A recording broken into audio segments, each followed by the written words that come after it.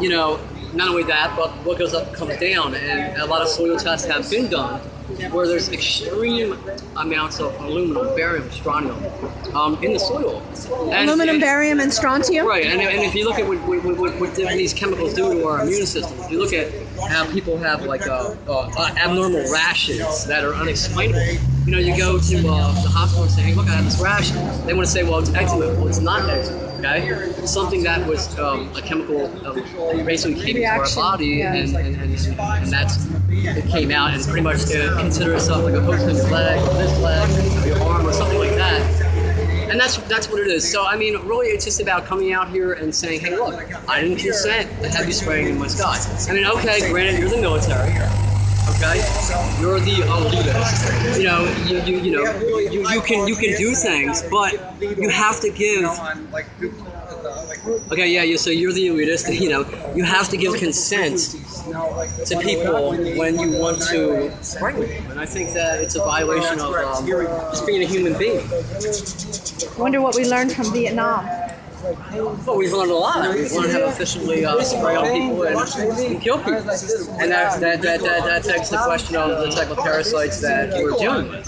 We're dealing with people that do not value human life, that don't have empathy, that don't have compassion, and it makes them literally sick to their stomach when they see people like me or yourself who care about our things. Do you have any idea how these people, whoever they might be, are protecting themselves from the air that they're polluting? Absolutely. I've heard. How do you think that's happening? Absolutely. I would say the 12 round men, if you want to call them that are the elitists.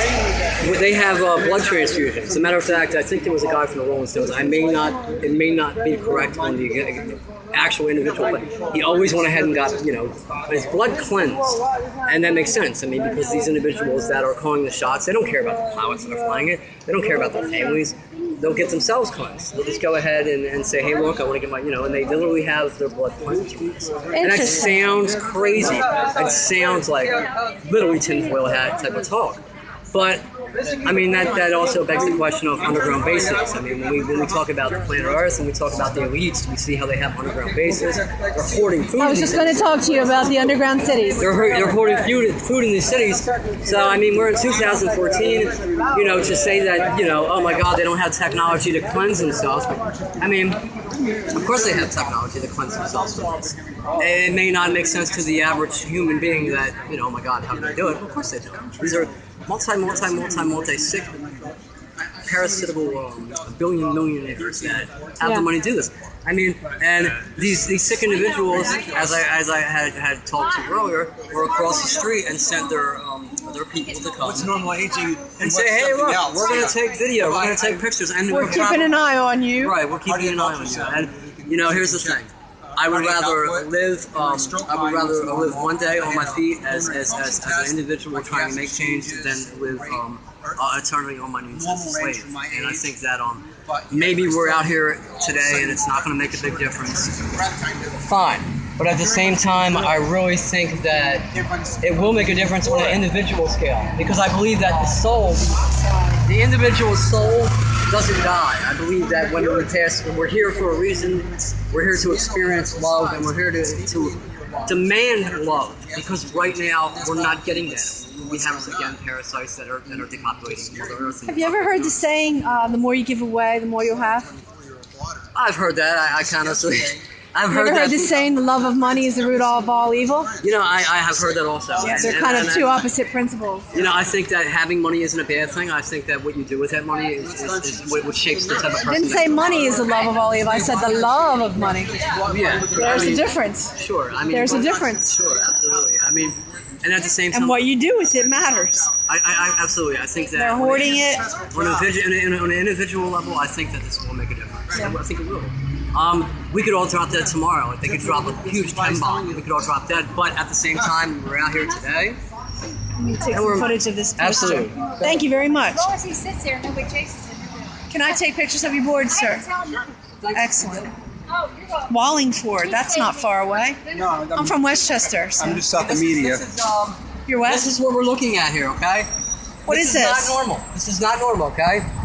Well, I see it all the time. Get it from the side. I see it all the time. What do you mean it's not normal? Well, this isn't normal. Normal is a cloud, okay? what we're seeing right here is not normal.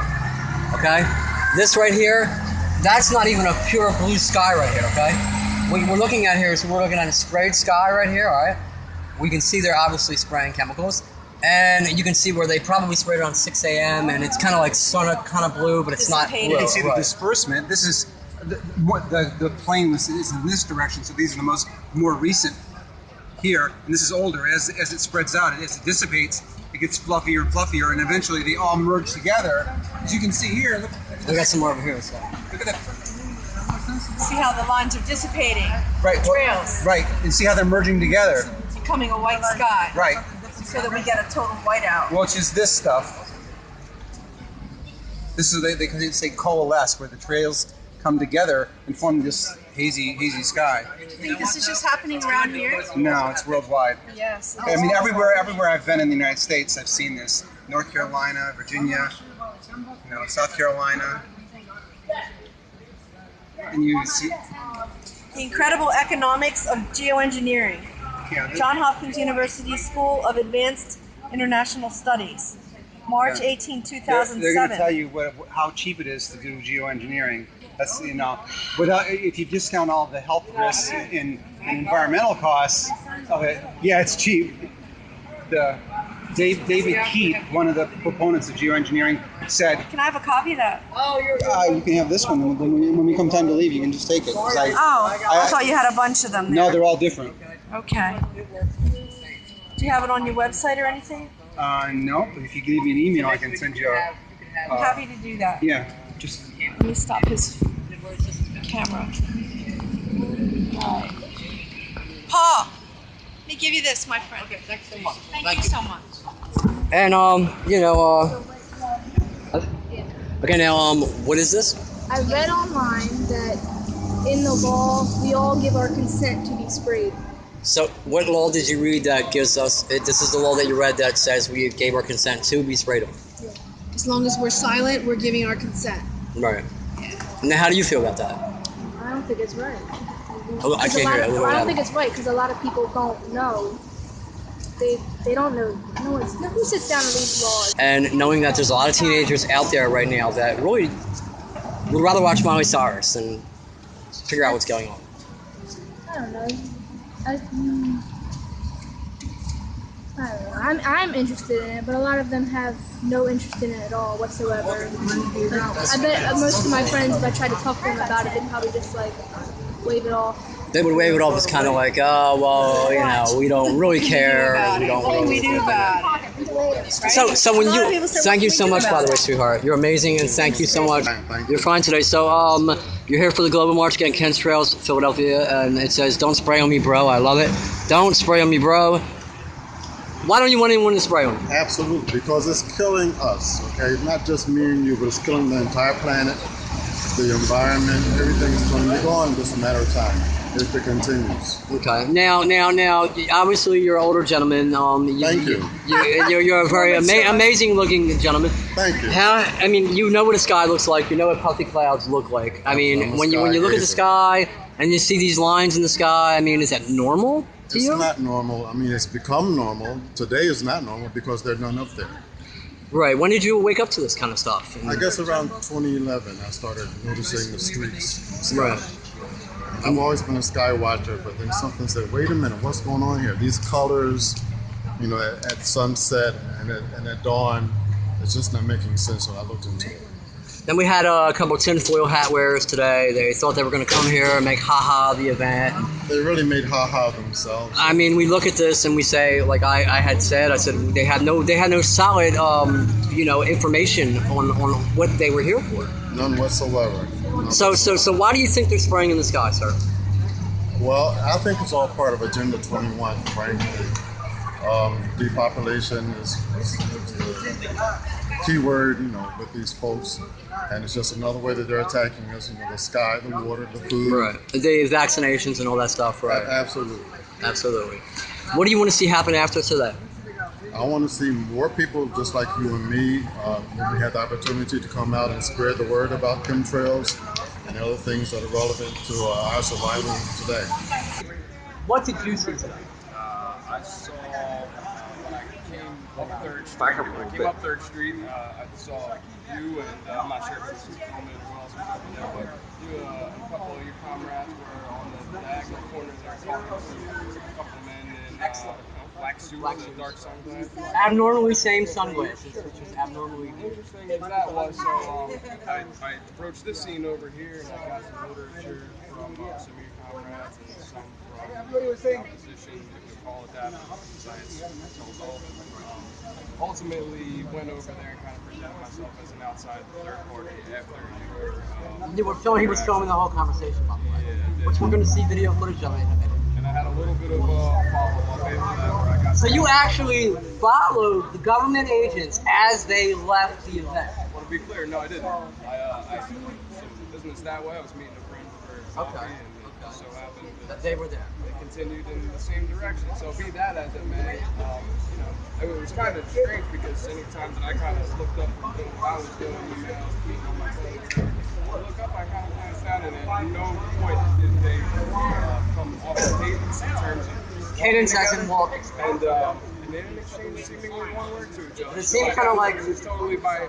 happenstance that they still happened to be in eye shot, and probably made it from where are we, 3rd Street to I forget where the gallery is. Ace. So we went a good 6-7 blocks or whatever, and made our way to the gallery. And by the time I reached the gallery, I guess they made their way inside, and I don't know, if they just happened to be taking a train back to whatever town they came from, or if that was maybe their way of they're a little like intermingling. Yeah, we're just getting back into the general population and just becoming a number instead of a suit in the middle of a hot Now, day. did it seem to you like they were kind of like abnormally not human by the way they were walking in cadence? I mean, that's not normally how people walk. I mean, when there's two people together, so now for instance, there's maybe 10 of us on this corner, we don't necessarily know each other, so if we took a walk that way, we may not necessarily talk to each other, but if you and I were just out on the town together, chances are we would know each other well enough to maybe have some words in between that 7 Like, block okay, well, walk. these crazies were over here, they may say that, Whatever, or hey, maybe we how about believe that what game they're this saying, or weekend something like or that. last Anything. weekend, or maybe it has nothing to do, but it was interesting to see two people who not only are friendly enough to be in the city together, at the same time dressed almost exactly the same, not exchange one word with each other in that is insanity, and here, this man is going to show us his footage of what he sees on his phone. Check it out with Truth Chaser or at whoiscatalyst.com. Whoiscatalyst.com, okay? So is that what whoiscatalyst.com, truthchaser.com. Sir, can I see your footage? Yeah, Say it. And this is, yes, busted it. This is the state of America. I mean, we are under a police surveillance state, okay? Anyone who wants to speak out, you were harassed by Fox News earlier, said you can't come here, you can't do this, but yet they can't give us real news. They can't give us... We can hit the play button. I mean, this is already going to be showed, but... This is it. I mean, these are the, good buddies, apparently. They're just the same, and... Come a little closer so they can hear you on camera. I mean, what do you think about this, man? We're looking at this right now. I mean, what are we looking at? What is your, like, first view? What the heck? I think it's... I mean, there have to be government. I think the funny thing was when I asked them, I'm like, hey, look, who do you work for? Well, we can't answer. I mean, that's a typical, and if you look at the guy right here, I'm going to point him out. This guy right here, you can see his face. It's just, kind of looks like a John Kerry face to me. He has that really sharp, non-human looking puppet face, if you want to call it that. Just kind of got that puppet face. And he really, the one white guy really didn't say too much. He really didn't have much to say. It's all running up, but as you bring race up, it's important to note, and I'm sure it's on the other video that you have in case the audio quality isn't as good on this copy. But it was terribly interesting to note that the African-American gentleman, when you referred to his suit, while in fact commenting his sharp black suit as well as his comrades, he felt the need to reach toward race baiting and ask, well, why is my suit black? It was an amazing looking suit. but it is in fact black. It was an obvious suit. And you for identifying it as such are racist. Now you are a man of color, so obviously you pointed that out, and you're like, wow, like what the heck is this? This is crazy. So, and it was just because you got the interaction. Other than that, had zero to do with race in the last place. You would pick, if we were talking baseball, and you were like, yo, man, do you see the White Sox? I wouldn't be like, well, what's that about, man? What's your problem? Right, he's the White Sox. Well, thank you so much, my friend, for coming out today, and Thanks, man. Thanks for having me. love and light to you. Love and light to you. Thank you.